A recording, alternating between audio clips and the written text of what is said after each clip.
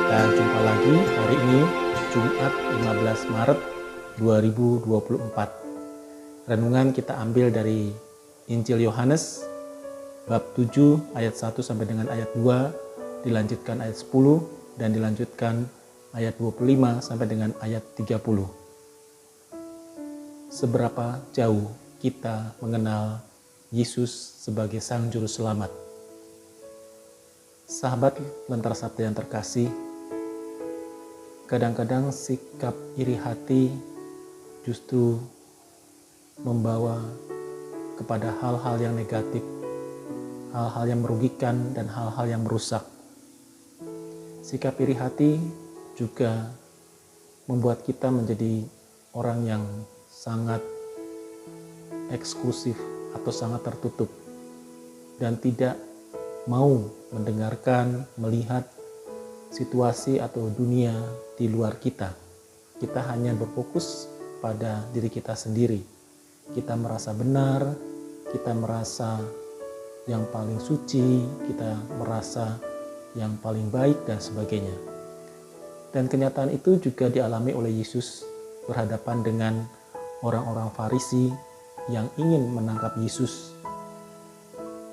Yang sebetulnya Yesus tidak membuat kesalahan, tetapi justru orang-orang Farisi mencari-cari kesalahan Yesus supaya mereka dapat menangkap Yesus, karena tadi salah satunya adalah iri hati dan juga mereka takut bahwa Yesus akan mengalahkan mereka.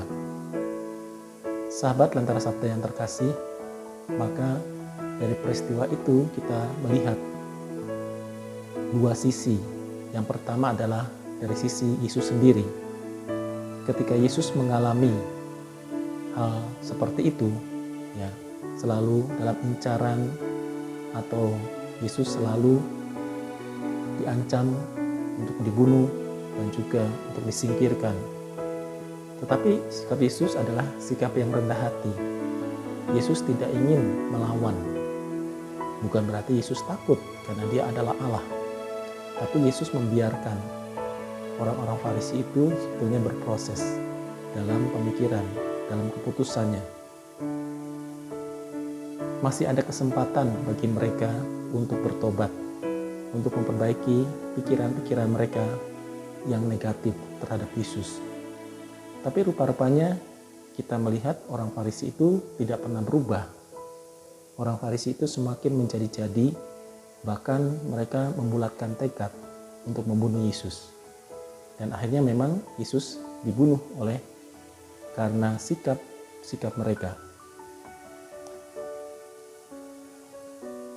Di sisi lain, orang Farisi, kita melihat bahwa mereka itu semakin dalam tanda petik semakin liar, semakin ganas, semakin meluapkan emosi, dan juga semakin meluapkan keinginan-keinginan jahat untuk membunuh Yesus. Dari dua sisi itu kita bisa belajar. Kita berada di sisi yang mana? Kalau kita berada di sisi yang Yesus, itu yang paling benar. Artinya, ketika kita menghadapi kejahatan-kejahatan seperti itu, maka pertama-tama kita tidak melawan. Bahkan kita mesti mampu untuk mendoakan mereka. Seperti juga doa Yesus, ampunilah mereka karena mereka tidak tahu apa yang mereka perbuat. Sahabat Lentera Sabda yang terkasih, maka dari peristiwa itu kita juga semakin diingatkan bahwa jangan sampai kita ini berlaku seperti orang Farisi yang yang tidak mau terbuka terhadap bisikan suara Allah, yang tidak terbuka terhadap situasi dan keadaan orang lain. Mereka tidak mau melihat Yesus sebagai Mesias. Bahkan mungkin mereka tahu bahwa Yesus itu Mesias, tapi mereka tidak mengakuinya. Demikian juga dengan kita. Relasi kita dengan Tuhan, relasi kita dengan Yesus sejauh mana selama ini? Jangan-jangan pada suatu ketika kita juga sama seperti orang Farisi.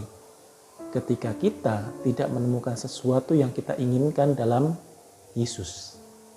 Ketika doa kita tidak dikabulkan, ya, ketika kita mengalami sesuatu, kita merasa Allah tidak menolong, Tuhan tidak menolong, Yesus tidak menolong, maka sikap kita mungkin sama seperti orang Farisi.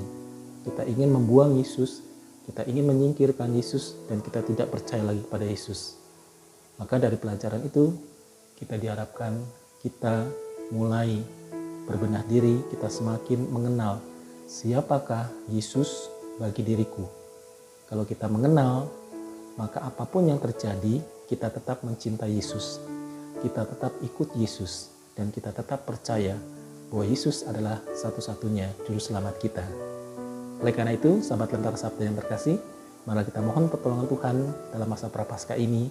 Semoga kita semakin melihat karya-karya Allah yang besar, karya-karya Allah yang menyelamatkan, dan kita semakin merasakan Allah yang hadir, Allah yang menata kehidupan kita, dan Allah yang menyediakan jalan bagi pertobatan kita.